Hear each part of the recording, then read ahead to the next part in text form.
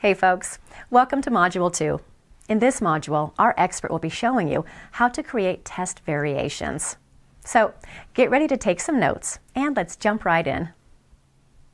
Alright, so this is going to be a pretty quick walkthrough of the actual technical aspect of creating a split test. Now, depending on what type of sales page or lead page software you're working with, the process and the user interface might be a little bit different, but the general principles are the same, and most high-end softwares do have this A/B split testing functionality. So you might just have to dig a little bit or get in touch with the support team for your software, and you'll be able to do the same thing regardless of what you're using. In our case, we're using Instapage, which is a very, very good landing page software.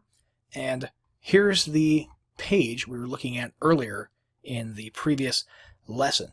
So after some time reflecting on the best thing to change on this page, let's say we decided that the first thing we want to test is the headline. Okay, we're looking at everything seems pretty good, but that headline seems a little bit vague. Okay, so let's go ahead and click Create an A/B Test up here in the top left. This right here just became variation A when we did that. So now we're going to create a new variation. This is variation B. They look exactly the same. Let's go ahead and change the copy of the headline. Let's go ahead and change this a little bit.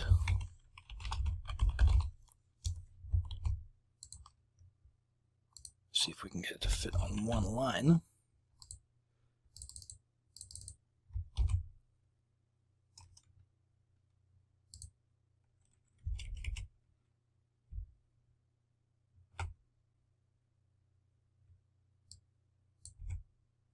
All right, so now we have what is essentially a more specific headline. Rather than just take things to the next level or to a higher level, now we're actually telling the prospect what the benefits of this mastermind will be. Conversions and sales. And people can instantly figure out exactly what the focus of this mastermind is going to be. So there's a safe bet that that will probably perform considerably better. If we were to hit update, that would be published as a variation.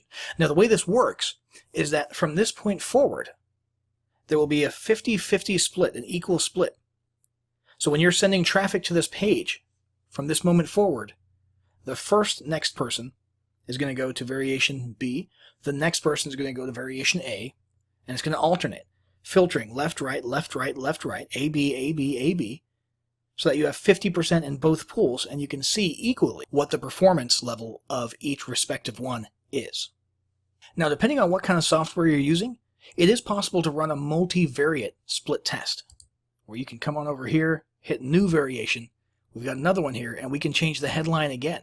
You can make it a completely different variation as far as the software is concerned, but again, we want to stick to that rule of conversion, optimization, and split testing, and we can basically have a three-way split test between three different headline variations and see which one performs the best.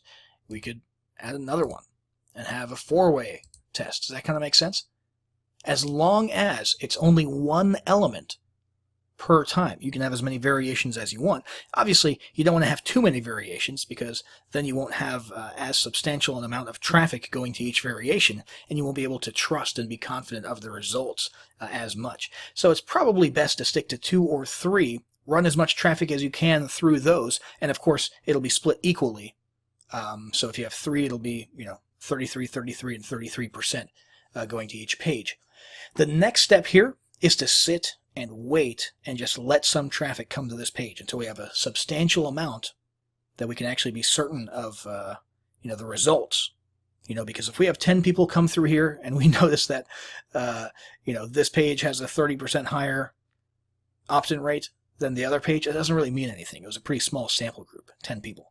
So we want at least something like 50 people to each variation, something in that neighborhood, before we start making assumptions about the results we see. And that's what we're going to do next. Okay, we're going to sit, wait until we have enough data, and then in the next lesson, we're going to analyze results.